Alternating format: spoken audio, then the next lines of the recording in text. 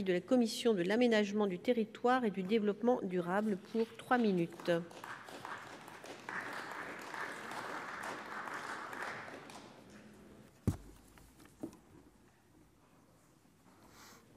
Madame la présidente, monsieur le ministre, mes chers collègues, la commission de l'aménagement du territoire et du développement durable a émis un avis d'abstention à l'adoption des crédits des programmes 162 et 112 de la mission cohésion des territoires et des crédits du compte d'affectation spéciale consacré au financement des aides aux collectivités pour l'électrification rurale du projet de loi de finances pour 2020.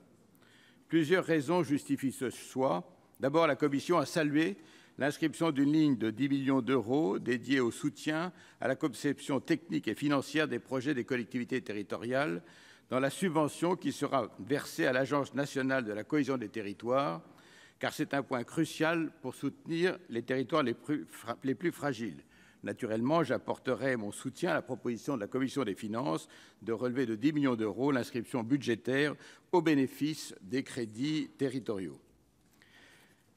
De la même manière, la commission est satisfaite de la priorité accordée au développement de l'accessibilité des services publics, avec un budget en hausse de près de 3 millions d'euros pour accompagner le déploiement des maisons France Services.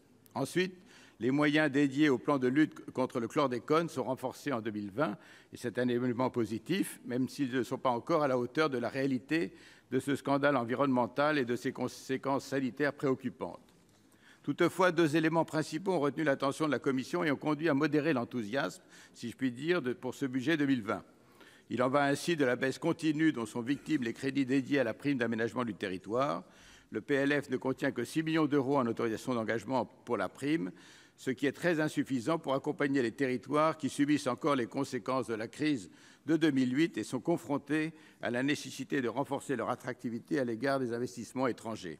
Sur ce point, je rejoins le rapporteur spécial Bernard Delcros et nous avons chacun déposé un amendement pour augmenter les autorisations d'engagement dédiées à la PAT à hauteur de 10 millions d'euros, comme en 2019. Par ailleurs, les autorisations d'engagement du programme 112 sont inférieures de 20% aux crédits de paiement de plusieurs actions et qui ont fait l'objet de transferts sortants de ces dernières années, ce qui témoigne d'une dynamique globale de décroissance. Et c'est une source d'inquiétude alors que les politiques dédiées à l'aménagement des territoires sont plus que jamais nécessaires face aux fractures territoriales, sociales, numériques et dans la mobilité. Au-delà, je souhaite appuyer la démarche de mes collègues Rémy Pointereau, Bernard Delcros et Frédéric Espagnac concernant les ZRR, dans le prolongement de leur récent rapport réalisé au nom de la Commission de l'aménagement du territoire et de la Commission des finances. La prorogation jusqu'en décembre 2021 du bénéfice de classement pour les 4000 communes sortantes à l'été 2020 et la prorogation des exonérations fiscales actives en ZRR sont une nécessité pour pouvoir conduire le travail souhaité par le Premier ministre sur une nouvelle géographie prioritaire de la ruralité dans de bonnes conditions. Je conclurai, mes chers collègues, mon intervention par deux questions.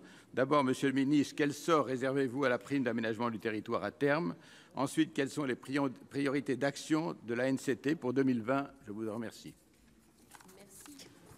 Dans la suite de notre discussion, je vous rappelle que le temps de